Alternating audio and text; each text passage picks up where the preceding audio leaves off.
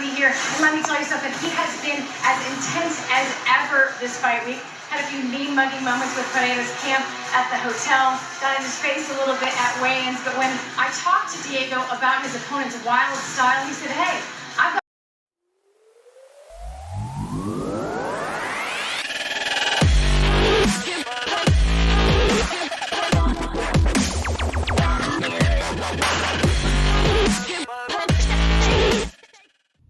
Welcome to Kyle Anthony's UFC betting show. I am Kyle Anthony, and welcome to the podcast. Welcome to the bet review show for UFC on ESPN plus 25. Jan Blachowicz versus Cory Anderson. We had 3 free plays on this card, and boy, this was our first losing night of the 2020 UFC betting season. Now it makes us 12-5 for the year, 70%.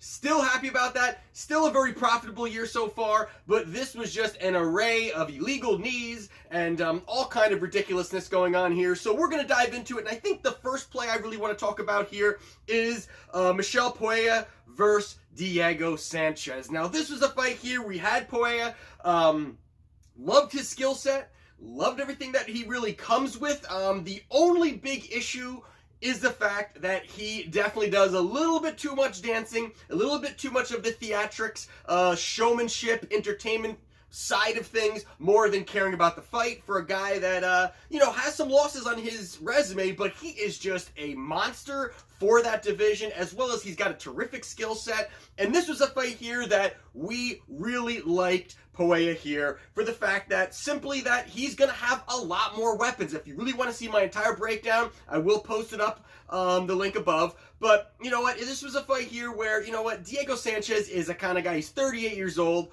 wear and tear. He has become a complete lunatic overall. And when I went there and really capped this fight, I just didn't see many paths to victory for Diego. Really being the fact that his, the big thing was top control for him. He was going to be, can he get him to the ground? I thought there was no way that Pereira would be able to really have an opportunity to get on the ground for Diego to get Pereira on the ground.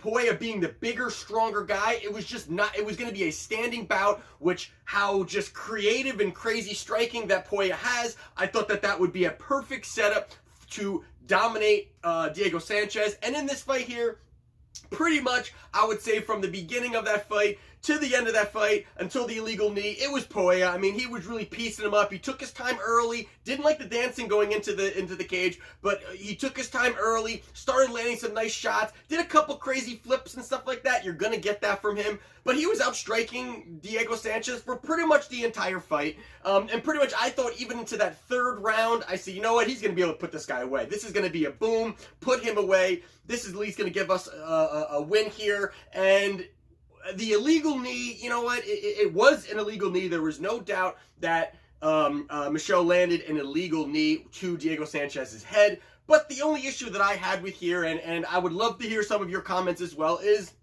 that Diego Sanchez seemed okay. It was definitely a shot that, bruised him, but he was still with it. Even the ref was like, hey, can you still keep going? Diego's already working in his mind. Am I going to get the W? Am I going to get the win? Am I going to get my win bonus? And that was something where I really thought that, yes, they have to listen to the fighter, but also the ref, the doctor even said he's good to continue, and then obviously you have to ask the fighter to see if they are, I guess, willing to fight or if they're capable of fighting.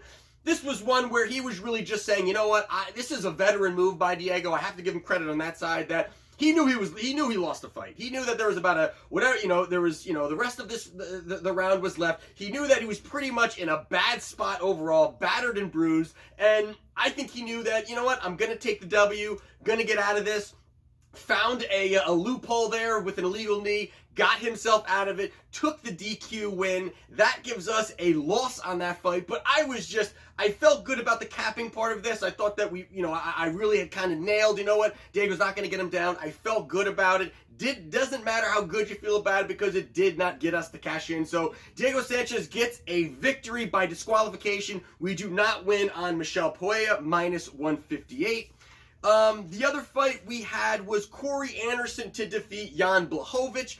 This was a fight here where I liked the pressure from Cory. I thought that Cory was going to, elevating his striking a little bit, putting that pressure on Blachowicz. Blachowicz, deeper into fights, has shown that he sometimes, his cardio isn't there. You've got Cory Anderson who does have that cardio. So there was a lot of things I liked about Cory Anderson. And the only thing here was it was almost like, and actually one of my subscribers actually said it this morning to me. They said it almost reminds me of Daniel Cormier when he fought Stipe Miocic, where, he felt, DC kind of fell in love with his striking. He wanted to go out there, he wanted to land some big shots, he wanted to stand toe-to-toe, he wanted to look for that knockout.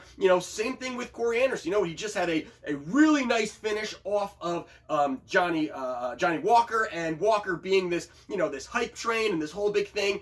This was a situation where I thought Cory kind of was falling in love with his strike again. I can totally agree with that. And, there was some pushing from Cory Anderson a little bit, but I would think that I felt that a lot he kind of stood at a striking distance. That's going to not favor Blachowicz, but it's going to give Blachowicz opportunities to win the fight, where if Cory Anderson, he's a grinder. He gets in tight, he grinds it out, gives you no space, pushes forward, and really smothers you. Even if it's up against the fence, and even if he gets you to the ground, he's working you. You're getting back up. Those were the things I really liked about Cory Anderson here. And in that first round, you saw pretty much, it was a striking match. A little bit Anderson was trying to get him to the ground, but Blachowicz lands a really nice hook. Leveled Cory Anderson right away. Was not what we were looking for here. And it went back when I first initially was starting to lean towards Blachowicz, but the more research that I did, I really started to like Cory Anderson a lot more. So that did not get us a victory there. Jan Blachowicz does get the first round knockout against Cory Anderson. And the last fight, which was actually the first fight of the three that we had of the night, was Nathaniel Wood versus John Dodson. This was a fight where we liked Wood kind of for the same reason that we liked actually Cory Anderson. It was going to be the smothering, the moving forward, the pressure. And I love the fact that Wood has faced a lot of guys a lot bigger than him, a lot taller than him, reach-wise, stature-wise, and he was getting those wins. And he was getting in close, he was smothering them, he was same kind of thing where he's working it, has nice cardio.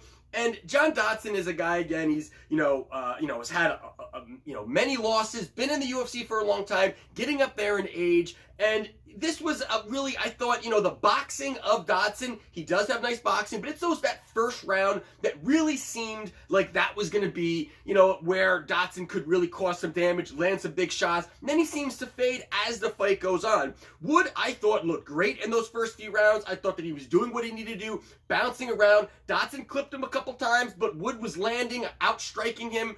I liked all of that. The only thing that I didn't understand from Wood was that he never really pushed for those takedowns. And I thought that was a key element why I liked Wood, was not only the fact that he was going to be having the striking, the reach advantage and really be able to utilize some of his range, but also the fact that if he got in tight against a boxer, he'd be able to get him to the ground, work for it. He didn't really push too much for the takedown, which was a little bit surprising to me. Even when he had actually, landed a couple strikes, I thought when Dodson was up against the fence, it was going to be a great opportunity for Wood to really push forward, try to go for the double leg, try to get that takedown, at least smother him a little bit, get on him, wear him down. And even in that third round, I felt pretty good where we were going here. I thought that Wood had the lean, but going into that third round, but then he goes and he lunges forward, and I thought it was kind of a sloppy attempt in that third round where he just kind of stayed,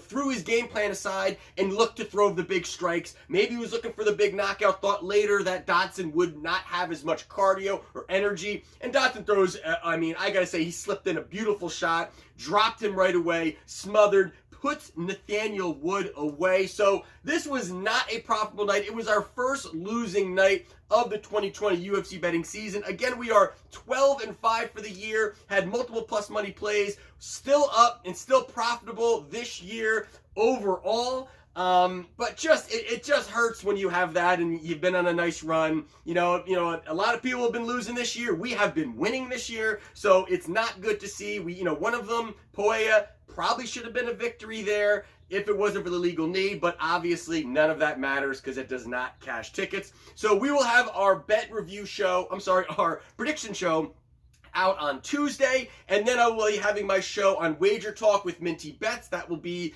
coming out Thursday or Friday. We're going to be filming that Thursday, so we're going to see kind of when we'll be able to release that video, and we will be back at it again. This is a long season. It's about cash management, bankroll management, putting your money in strong positions, not over betting, because right now, if we continue to stay this course, I believe that we will continue to make money, have a profit throughout this 2020 UFC betting season. That is it. Subscribe if you've not yet done so. Give it a thumbs up. This is not the greatest video. I don't like making these when we're losing money, but overall, again, we are extremely profitable. So this is Kyle Anthony's UFC betting show, and I'll see you next time.